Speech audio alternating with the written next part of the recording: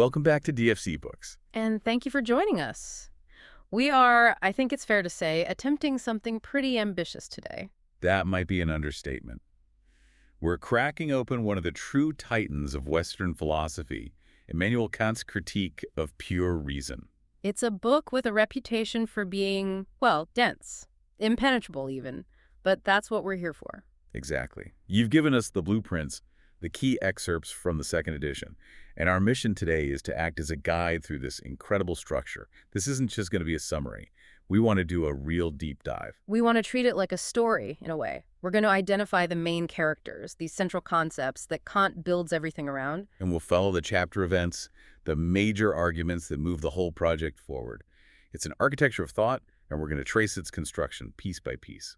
And Kant himself tells us why this is so important. He called the critique a propedeutic, which is a fancy word for a kind of preliminary training. A preparation. A preparation, exactly. He believed this work was absolutely necessary before anyone could even hope to build a secure scientific system of metaphysics. And he lays the stakes out so clearly right in the preface. It's that famous, almost paradoxical claim he makes. He says he had to limit knowledge in order to make room for faith. I mean, what a line. It sounds like a contradiction, but it's the absolute core of the whole book. So what was the problem he was trying to solve? Why did knowledge need to be limited? For centuries, philosophy, specifically metaphysics, had been what Kant called a battlefield. Just endless, pointless controversies. Philosophers arguing back and forth about the big questions, right? The soul, God, the origin of the universe. The biggest questions. And he saw this fundamental problem with human reason itself. Our reason has this innate drive to ask these questions. It can't help it. But at the same time, our reason seems completely incapable of answering them. Why not? Because the answers lie beyond any possible human experience. We have this deep desire to know about the unconditioned, the absolute, but all the tools we have, our senses, our logic, they're only built to handle the world we experience, the conditioned world. So it's like we have the ambition of a spaceship, but we're equipped with, I don't know, a rowboat. That's a great way to put it. And this led to constant strife between three camps. You had the dogmatists, who just asserted these grand metaphysical truths without really proving them. Then you had the empiricists who said, look, if you can't see it or touch it, it's not real knowledge. And finally, the skeptics, who looked at the other two fighting and basically threw their hands up and said, see, nothing can be known for sure. And Kant's goal was to step in and Right. be the referee, to establish the rules of the game once and for all. Precisely. To achieve intellectual peace by drawing a firm boundary, to say, this right here is what we can know with certainty, and that over there is what we can only think about, but never truly know. Okay, so to draw that boundary, he has to start with the absolute basics. How do we even form a thought?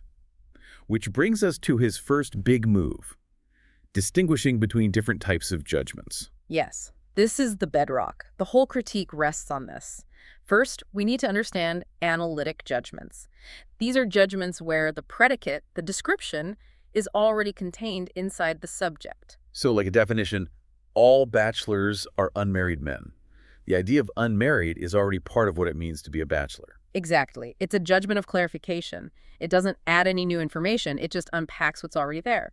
Necessary, useful for clarity, but they don't expand our knowledge. Okay, so what's the other type? Synthetic judgments. These are the exciting ones. They're ampliative, meaning they add genuinely new knowledge. The predicate is not contained in the subject. So an example would be, the ball is red. The concept of ball doesn't inherently contain the concept of red. You have to synthesize those two ideas together. Perfect. And traditionally, people assumed that all synthetic judgments, all new knowledge, had to come from experience. They had to be a posteriori. You look at the ball, you see it's red, you learn something new. And on the other hand, anything we knew for certain without experience a priori was assumed to be just analytic, just definitions. But Kant saw that this picture was incomplete. He realized that our most secure and important forms of knowledge, like mathematics and physics, seem to be doing something impossible. Which leads us to the central question of the entire book. The general problem of pure reason. How are synthetic judgments a priori possible? How can we make statements that expand our knowledge, like a synthetic judgment, but are also universally and necessarily true, independent of any particular experience, like an a priori judgment? I mean, if we can answer that, we've secured the foundation for all of science. If we can't, then everything might just collapse into subjectivity. And he doesn't just treat this as an abstract puzzle. He points to mathematics as a real-world example. Yeah. Yes, this is his proof of concept. Take the statement 7 plus 5 equals 12. That seems pretty certain, I would hope so. but Kant argues it's synthetic. The concept of 12 isn't actually contained in the concept of 7 or 5 or even the sum of 7 and 5. To get to 12, you have to do something. You have to go beyond the concepts themselves. What do you mean? Where do you go? You go to what he calls pure intuition. You count on your fingers, or you picture points in a line. You perform a successive synthesis in time. You actively construct the number 12. It's an operation that adds new information, yet its result is universally and necessarily true. It's synthetic a priori. And this realization is what sets him on this whole path, largely thanks to another philosopher. David Hume. Kant famously said that Hume awoke him from his dogmatic slumber. Hume came very close to this problem, didn't he? So close. Hume focused on causality.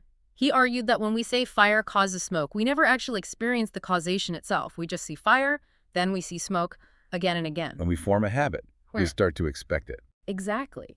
For Hume, that feeling of necessary connection was just a subjective habit of mind, not an objective feature of the world. And for Kant, this was, well, it was a catastrophe. Because if causality is just a habit, then all of science, which is based on finding causal laws, is just built on a feeling. It's built on sand.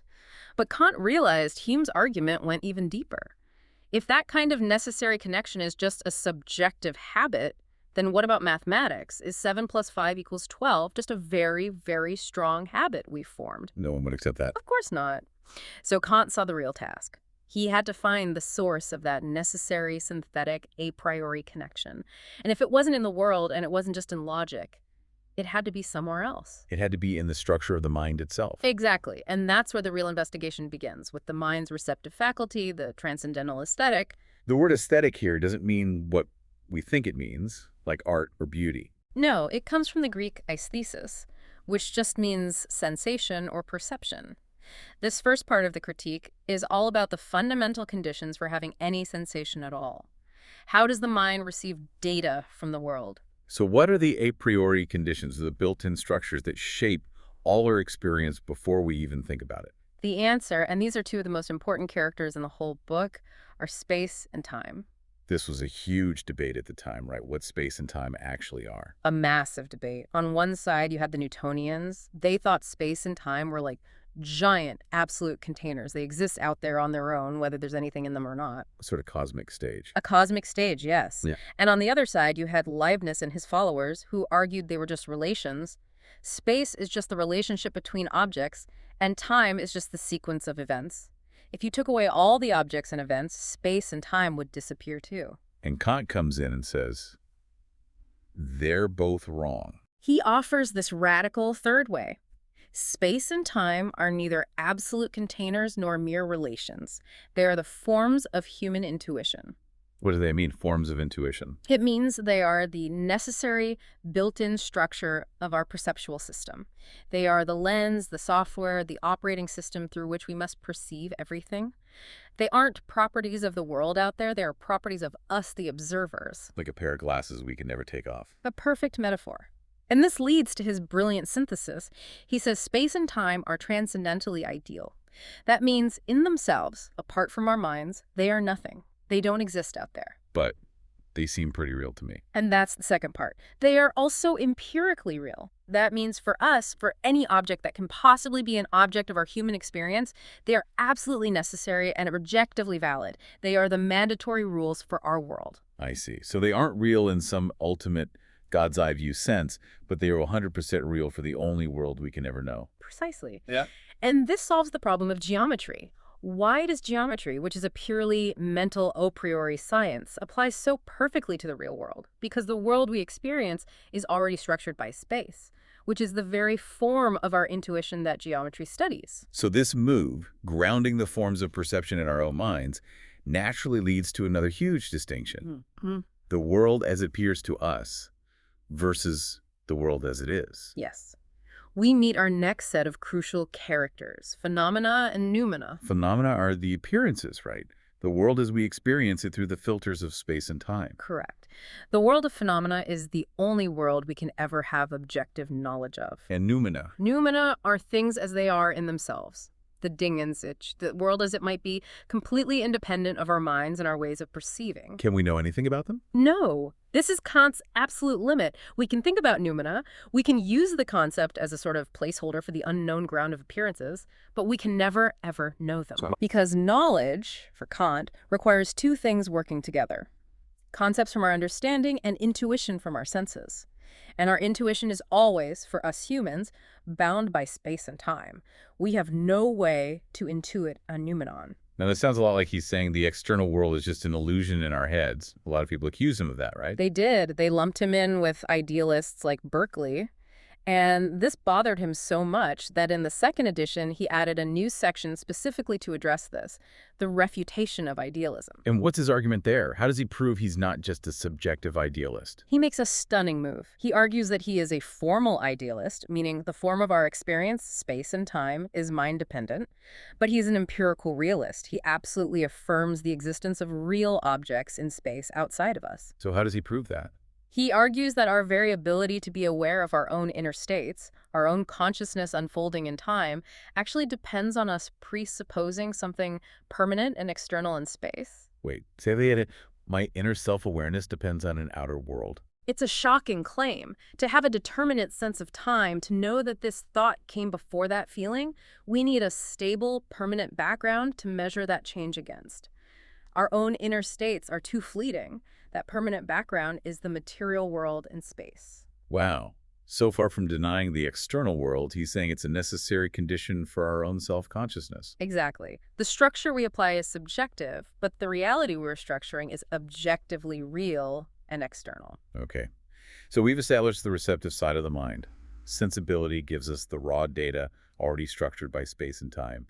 Now we have to move to the active side. The transcendental logic. This is where the understanding gets to work, taking that sensory input and turning it into coherent, objective knowledge. And this begins with the transcendental analytic. If the aesthetic was about the forms of intuition, this is about the forms of thought. This is where we meet the categories. Categories are the pure concepts of the understanding.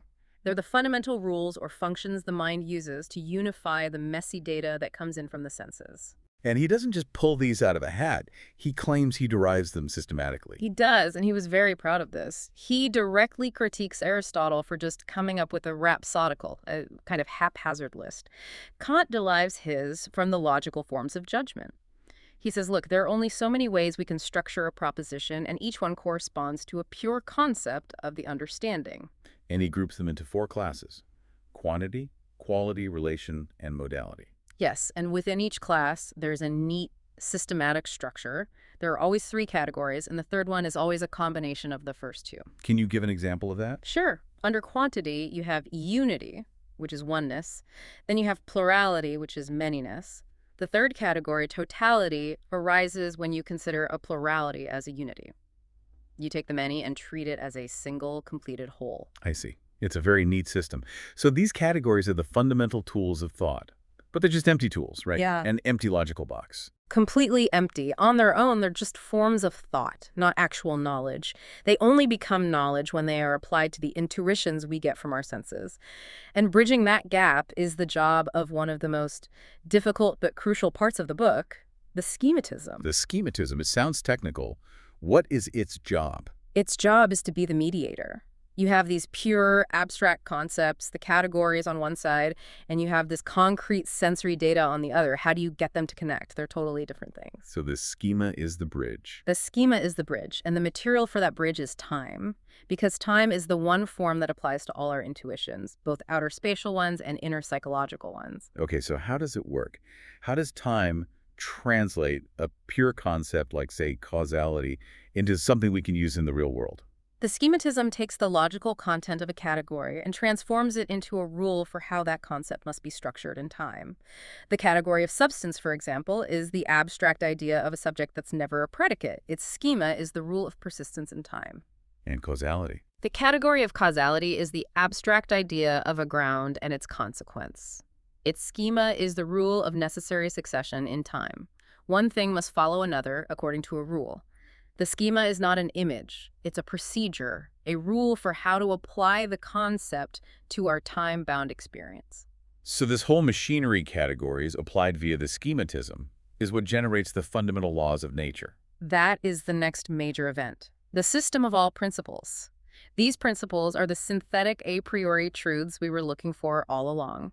They are the bedrock laws that structure our entire experience of the world. And Kant divides them into two groups, right? The mathematical and the dynamical. Yes. The mathematical principles are called constitutive because they literally constitute the structure of objects as we perceive them. The first are the axioms of intuition. Okay, what do they tell us? They state that all appearances are extensive magnitudes. An extensive magnitude, like a line or a physical object, is something where the whole is made up of its parts. You cognize it through successive synthesis. You build it up part by part by part in your mind. That seems pretty straightforward. What's the other mathematical principle? The anticipations of perception. These deal with quality, the realness in reality. Things like heat, or color, or weight. Kant says these have intensive magnitude. Intensive magnitude. How is that different? An intensive magnitude is a degree. You don't perceive heat as a collection of little heat parts that you add up. You perceive it all at once as a single sensation that has a certain degree on a scale. It exists on a continuum. And the anticipation part is that we know, a priori, before any specific experience, that any sensation we have must have some degree of reality, some intensive magnitude between 0 and, well, something. Exactly. This secures the possibility of applying mathematics to the qualities of the physical world. Okay, so those are the mathematical principles. What about the dynamical ones? The dynamical principles are called regulative. They don't concern the structure of objects themselves, but the necessary relations between objects and time. And these are Kant's definitive answers to the skeptics. Let's start with the first analogy of experience, which is about substance. Right. The problem is we can't perceive time itself. We only perceive things in time. So how do we have a stable sense of duration? Kant argues we must presuppose a permanent, unchanging substratum in all appearance. All change is just the alteration of the states of this underlying, persisting substance. Its quantity is always conserved. So the law of conservation of matter isn't something we discover from experience. It's something we have to assume a priori to make experience coherent in the first place. You've got it. And that brings us to the absolute centerpiece of the argument, the second analogy of experience: causality. This is Kant's direct, systematic response to Hume. So Hume said causality is just a subjective habit. How does Kant prove it's an objective, necessary law? He makes a brilliant distinction between subjective and objective succession. Imagine you're looking at a house. You can look at the roof, then the door, then the window. Or you can look at the window, then the roof. The order of your perceptions is arbitrary and reversible. That's subjective succession. Okay, I'm with you. But now imagine you see a ship sailing down a river. You see it upstream first, and then you see it downstream. You cannot reverse that order. That succession is objective and necessary. And Kant's point is, how does our mind know the difference? Exactly. How do we distinguish the house from the ship? He argues the only way is because the understanding applies the category of causality. We impose the rule that every objective event must follow from a previous state according to a necessary rule of succession. We impose the causal law to make the sequence determinate and objective. So the necessity isn't out there in the things. It's the rule we use to organize the things into a coherent, objective world. That is the Copernican revolution in a nutshell. And finally, there's the third analogy, which is about community or reciprocity. Why do we need a principle for that? This is aimed at thinkers like Leibniz, who thought substances were like windowless monads that didn't really interact. Kant says, look, if multiple things are to exist at the same time in a single unified experience, they must be in a state of mutual causal interaction. Everything in the world is dynamically connected to everything else. So, after all that, we have the complete framework. The mind provides the forms of intuition, space, and time, and the forms of thought, the categories, to construct the objective world of experience, a world governed by necessary laws. A secure world for science. The analytic has proven what we can know and, just as importantly, has limited that knowledge strictly to the world of appearances, of phenomena. Before we see what happens when reason tries to break past that limit, this seems like a good place to pause. If you are finding this deep dive into the architecture of Kant's thought helpful and you want us to tackle more of these philosophical heavyweights, please make sure you subscribe and let us know in the comments what book you'd like us to dissect next. Now let's venture into the danger zone. Let's see what happens when reason gets ambitious. We're now entering the transcendental dialectic. And you said that if the analytic was the logic of truth, the dialectic is the logic of illusion. It is. It's the study of the natural, unavoidable illusions that arise when pure reason tries to do something it was never designed for, to grasp the unconditioned. The unconditioned, you mean the ultimate cause, the complete picture. Exactly. Reason is driven by a desire for completeness. For any given conditioned thing, it wants to find the total series of all its conditions. But when it takes the categories, which we just proved are only valid for experience, and tries to apply them to things beyond experience, it falls into a series of systematic traps. And these traps correspond to the three great traditional subjects of metaphysics. Yes, the soul, the world, and God. The first illusion is dealt with in the paralogisms of pure reason. This is where Kant dismantles rational psychology, and the main character is the soul, or the thinking I. So what's the illusion here? People had all these proofs that the soul was a simple, immortal substance, right? They did, and the arguments seem very persuasive. The basic inference is, the I in I think is always the subject of my thoughts, never a predicate. Substance is that which is always a subject. Therefore, the I is a substance. Sounds logical. Where's the trick? Kant identifies it as a sophisticated fallacy of equivocation. The word I is being used in two different senses. In the premise, the I is just the formal, logical unity of consciousness. It's the I think that accompanies all my thoughts. Okay. But in the conclusion, it's been sneakily turned into an object, a real thing in itself, a persisting substance that we can know. But we just established that the category of substance needs a persisting intuition in time to have any objective meaning. And our inner sense, our I, is just a stream of thoughts. It's not a persisting object we can intuit. Precisely. We confuse the unity of our thought with the thought of a unified object. And he uses this to refute a very famous argument for the soul's immortality from the philosopher Mendelssohn. Mendelssohn's argument was that the soul is simple. It has no parts, so it can't be destroyed by being broken apart. A clever argument. But Kant brings back the distinction we made earlier between extensive and intensive magnitude. Right. Extensive is made of parts. Intensive is a degree. So Kant says, okay, maybe the soul has no extensive parts, so it can't disintegrate. But what if it have intensive magnitude? What if consciousness is like a light that has a certain degree of brightness? Then it could just fade out. It could fade out. A gradual remission, he calls it, languescence. It could diminish to nothing without ever being broken into parts. The argument from simplicity fails. Rational psychology, as a speculative science, is demolished. Ouch. Okay, so that's the soul. What's the next great illusion? The antinomy of pure reason. This is where reason tries to think about the world as complete, unconditioned totality.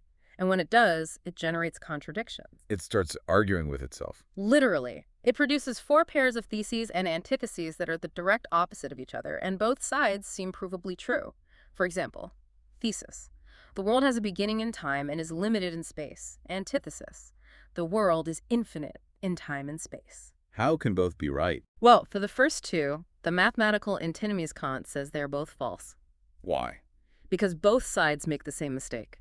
They assume the world is a thing in itself, a completed totality that's just sitting there for us to measure.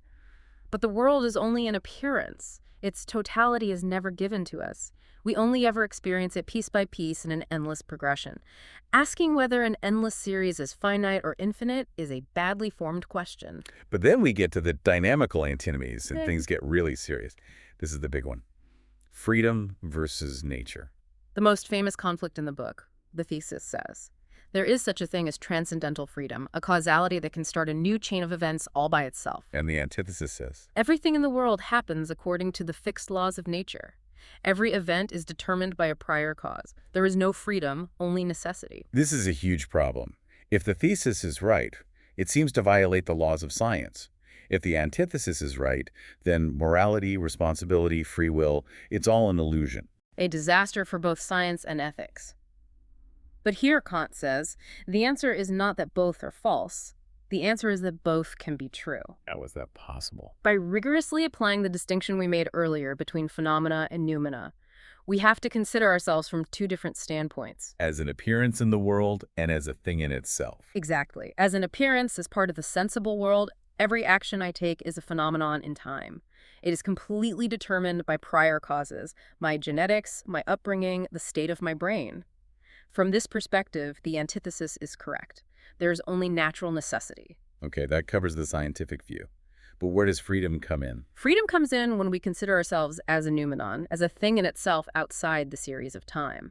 As an intelligible character, reason can be a true cause that initiates a series of events from itself without being determined by any prior cause in time. So the very same action can be seen as fully determined from the phenomenal point of view and as fully free from the noumenal, intelligible point of view. And because these two points of view don't operate in the same domain, there is no contradiction. He hasn't proven that we are free. He can't. But he has shown that freedom and natural necessity are logically compatible. He has made room for morality. Which brings us to the final dialectical illusion, the ideal of pure reason and the topic of God. Yes, rational theology.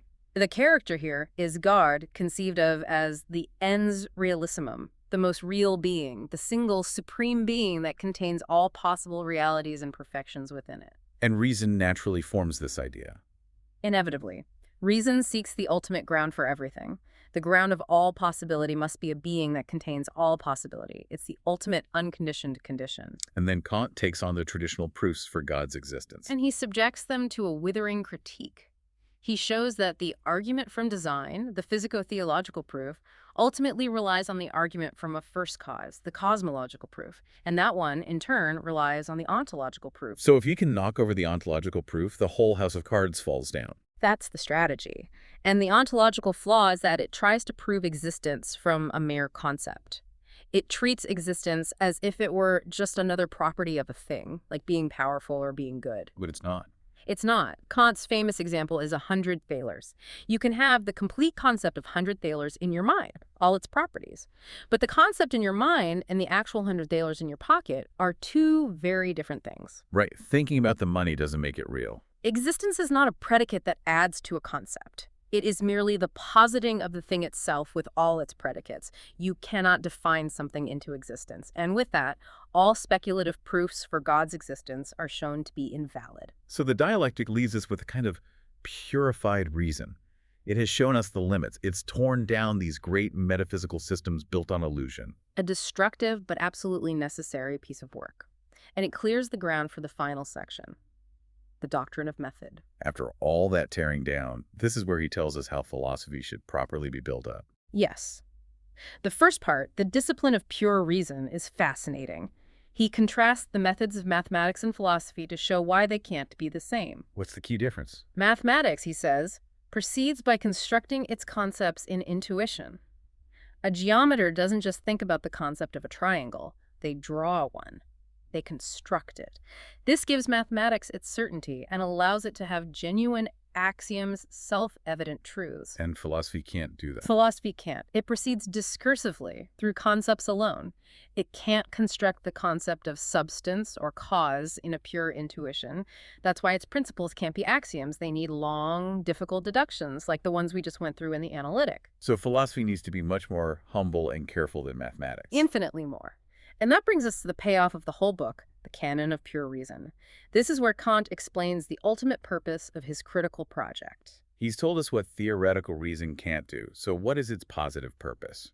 Its positive purpose is to clear the way for pure reason's other use, its practical use, the moral use. Ah, so this is where freedom, the soul, and God make their comeback.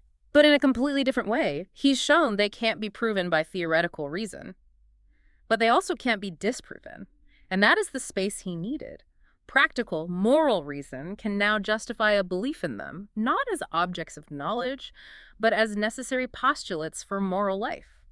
What does he mean by postulates? We have to assume them to make sense of our moral obligations. We must postulate freedom to be accountable for our actions. We must postulate the immortality of the soul to allow for the endless progress towards moral perfection. And we must postulate the existence of God to guarantee that, in the end, virtue and happiness will align in the highest good. So they aren't things we know, but things we have a rational right to believe for moral purposes. A rational faith. And he makes a crucial final point about this. He says, we must not derive our moral laws from God. We don't do good things because God commands them. It's the other way around. We recognize actions as our duty through our own reason, and because they are our duty, we can regard them as if they were divine commands. The moral law comes first. Always. Which leads him to his final reflections in the architectonic and history of pure reason, where he basically lays out his vision for philosophy as a unified system with a single ultimate end. Which is the entire vocation of human beings. Moral philosophy is the ultimate queen of the sciences. So we've come through the entire structure, from the foundations of perception to the illusions of reason, and finally to the proper use of philosophy. For someone trying to grasp this all, what are the key takeaways? I think the map is the most important thing. You have the aesthetic, which limits our senses to the forms of space and time. You have the analytic, which defines the concepts, the categories that structure our experience within those forms. And you have the dialectic, which acts as a warning sign, demolishing the attempts to use those concepts beyond the world of experience. And the key characters to remember are space and time as our subjective framework, the categories, the rules of thought, the crucial distinction between phenomena and noumena, and the three great ideas of reason, soul, world, God, which find their proper place not in science but in morality. The value of the critique is, in the end, mostly negative. It's a work of discipline. It's the police force of reason, keeping it from overstepping its bounds. By telling us what we cannot know, it makes what we can know secure. And as a final provocative thought for you to take away, something that applies Kant's thinking directly to how we approach science today. Think about the idea of a highest intelligence, or just a perfectly systematic, unified nature. Kant says this idea is incredibly useful as a regulative principle for scientific inquiry. What does that mean, a regulative principle? It means we should approach nature as if it were designed by a supreme intelligence with perfect systematic unity. This guides us to look for simple, elegant laws, to seek connections between different fields, to assume there is an underlying order to be found. It's a fantastically productive guide for discovery. But, and this is the crucial Kantian limit, it must never be used as a constitutive principle. Never.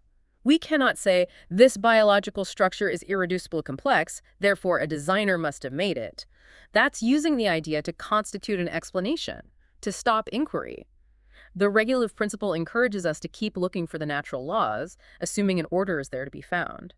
The constitutive use is a shortcut that abandons science for what Kant would call a hyperphysical explanation. So the idea of perfect order is a goal that guides us, not a fact we can use as an explanation. It is the ultimate testament to the utility of limits. By knowing the boundary of our reason, we secure the foundation of science and clear the path for morality. Thank you for joining us on this very, very deep dive into Kant's critique of pure reason. We look forward to seeing you back here soon.